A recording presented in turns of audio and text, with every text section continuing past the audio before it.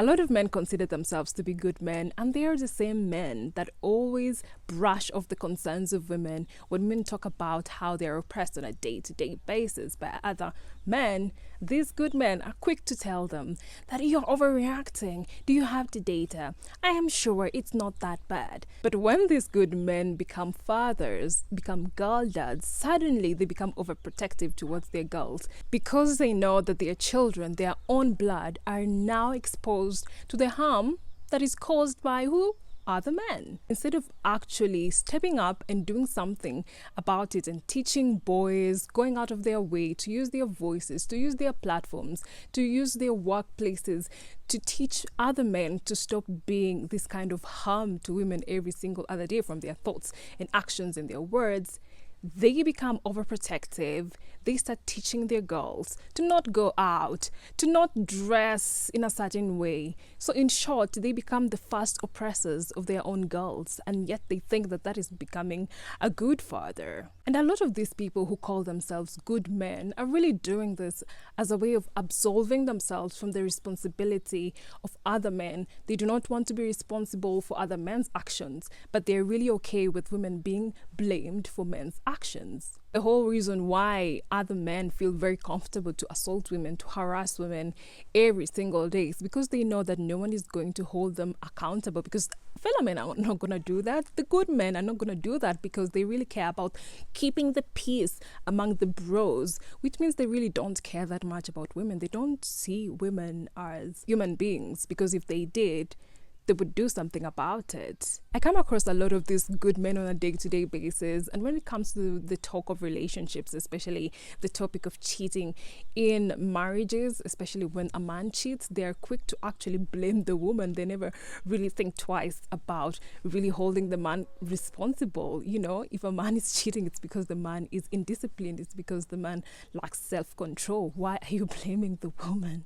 And also, in a marriage, it takes two to tango. So why is it only the woman who's getting the blame? And if you're a good man, why are you going out of your way to always blame the woman and not really questioning the man? I've been back in Kenya for quite a few days from France, and I'd really forgotten how misogynistic Kenyan men are and how comfortable they are with showing their misogyny. And unfortunately for me, I really come from a majority masculine household. I'm the only girl in my family, and some of the first conversations that I had with the men that were around me when I arrived, I really realized that they are so comfortable with talking so carelessly about women. I mean, one of the things they were talking about was employment. As you know, any conversations with men is always about politics, about economics, this time about employment. And they were talking, saying that the only way to get a job in Kenya as a woman is either you have a loud mouth or you're ready to open your legs. And in the same breath, they went ahead and talked about some successful women as being prostitutes. And I was just like, you just said that one of the ways in which you can get a job in Kenya is opening your legs, but here you are condemning successful women for being prostitutes. Not to say that they are, but a lot of Kenyan men think that every successful woman slept their way to the top, and that's a problem because they are missing the point. And these are the men that you would actually consider to be good men because they're not hurting anyone, but the way they're talking about women, they're spreading this narrative and teaching it to the boys that to be a successful woman you have to be a prostitute. And the question here is, why are we blaming women instead of really looking at the society that we've created? What is this kind of society that really forces women to be in such a situation? Because some people will not do that, but some people will do whatever it takes for them to achieve their goals, even if it means, you know, putting aside their dignity, because do they really have a choice in that instance? And why are we blaming women instead of holding men accountable and asking questions? Why are men in power using their power to harass women, to assault women, and to put them in these situations where they really have no choice? Because when you really think about it, you have no choice if you want to get that job. And that's the choice that you're being given between that and being unemployed. And you know, in Kenya, because people really care so much about perception, having a job is one of the things that really makes you look like you're doing something with your life. So if someone is really desperate to get a job, they really have no choice. And as the conversation continued with these good men, one of them actually said that the best way to, handle a smart woman or a woman who loves herself or a woman who knows herself is to get her pregnant. And I was so disgusted by that, because I was like, so you do know that pregnant women are the most vulnerable, or when someone gets pregnant, they are at their most vulnerable. What they really mean by that is women are supposed to be controlled, to be dominated.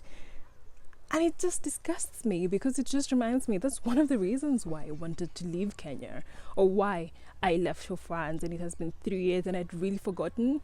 And each and every day, these good men are always reminding me why it's such a pain to live in such an environment, because each and every day you are treated like a piece of meat, like some kind of property. Unfortunately for me, I come from a tribe where I am treated as a piece of property. I'm property to my father, and if I ever get married, I become a property to my husband. I'm never a human being. And that's one of the reasons why when you meet these good men, they're very comfortable with, using careless language and talking so badly about women while you're present, because they don't think of you as a human being. You're just a thing. And they are actually indirectly trying to pass a message to you that, you're not too good for us. We can always get you pregnant, pin you down, dominate you and control you. It is precisely because of the silence of good men that women continue to suffer.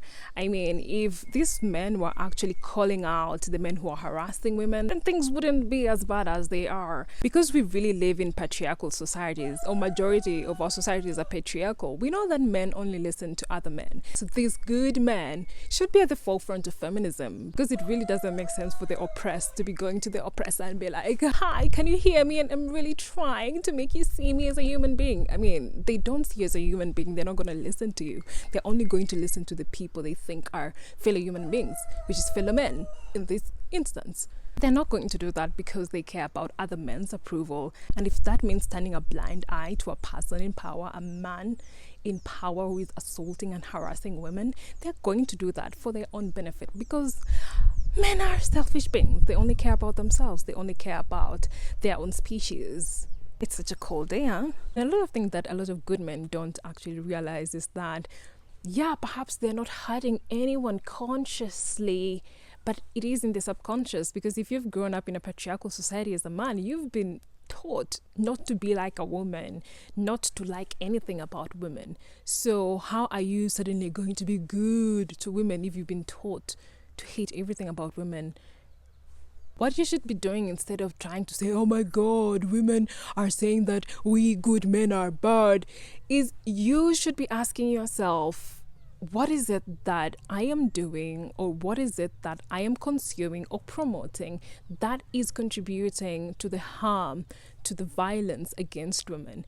The moment you sit down and actually start doing the work and asking yourself questions, that is when we'll start progressing. But sitting down and being like, oh my God, I'm a good man, why am I not getting my trophy for being a good man?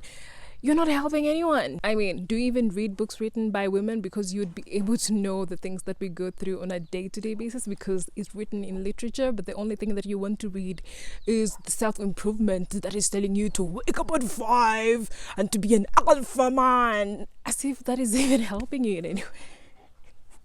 And then when you get into relationships with women and women are asking you to be emotionally intelligent, you're like, oh my God, but I'm a good man. Why are women not giving me a trophy for being a good man? Women are the ones who are bad. They do not see that I am the good one. You're the good one, but you're hanging around and protecting someone who is creating content that degrades women, who has assaulted women but has not been punished. But you're there hanging out with them, and yet you want to be given a trophy for being a good man, because you're not causing any trouble for anyone.